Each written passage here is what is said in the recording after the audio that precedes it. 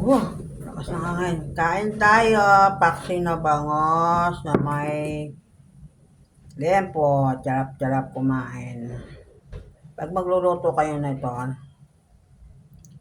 alam ko namang marunong kayo magluto.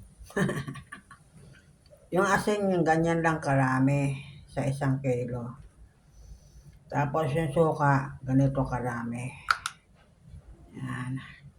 Yan tubig. 2 ganito, o kaya 2 tasa. Sakto na yan. Pamintang durog, tsaka bawang pitpitin, lagay lang sa ibabaw. Sarap na yan luto niya. Sakto lang ang lasa niya, hindi siya maalat, hindi maasin. Okay, alright, alam niyo na. Kain kayo, sarap talaga kumain niya, sarap. Ang lambot na kaya na ito, kalahating oras ko itong luto yung isda at saka ito.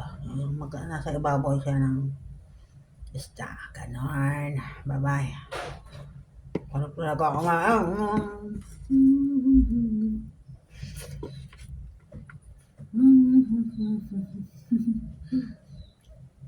Bye-bye.